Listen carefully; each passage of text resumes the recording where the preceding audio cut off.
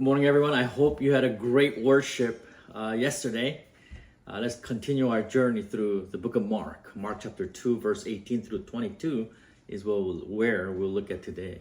It says, "Now John's disciples and the Pharisees were fasting. Some people came and asked Jesus, 'How is it that John's disciples and the disciples of the Pharisees are fasting, but yours are not?'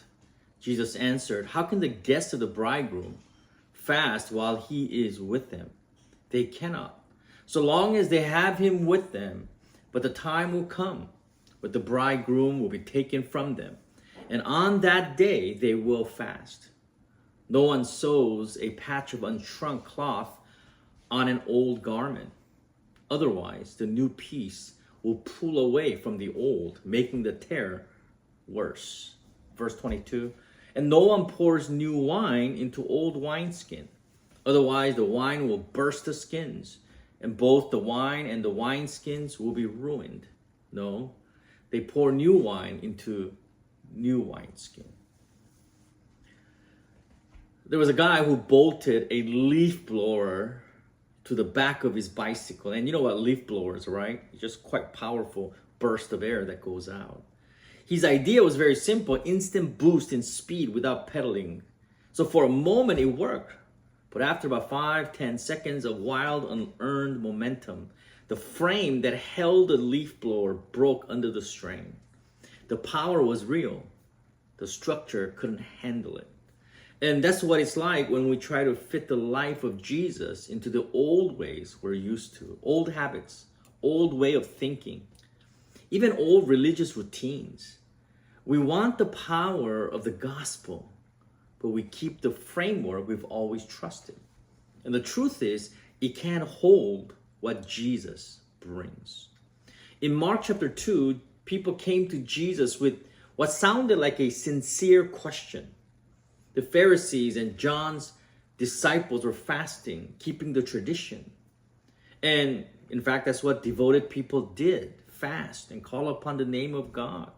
So they asked, "Why aren't your disciples, Jesus, doing the same? Wasn't fasting holy? Wasn't it the right thing to do?" And Jesus didn't dismiss fasting, but he turned the question on its head. He says, "How can the guest of bridegroom fast while he is with them?" You don't fast at a wedding. You eat, you laugh, you celebrate. The point isn't the ritual, it's the relationship. And Jesus, the Bible says, is the bridegroom. And when he's near, the season changes. Joy takes place of obligation. Presence outweighs performance. Then he gave two quick pictures. First, no one sews a patch of unshrunk cloth on an old garment. The patch will shrink, tearing the fabric. See, you thought you were repairing it, but in reality, you only made the rip worse. Then Jesus says, no one pours new wine into old wineskins. Old wineskins can't stretch the way they once did. New wine expands, and if you pour it into what's brittle, you lose both the wine and the skin. See, the point isn't that the old garment or the old skin were bad. They just weren't made for what's coming.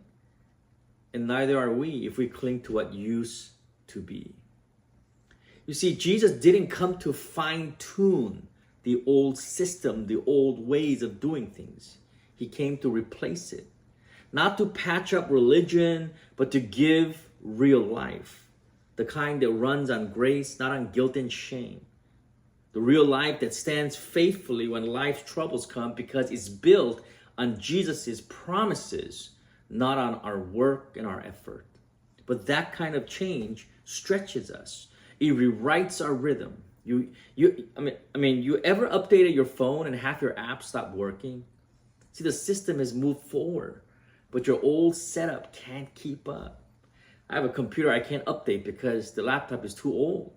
That's what Jesus is talking about. And that's what Jesus does. He doesn't just give you a cleaner version of your old life.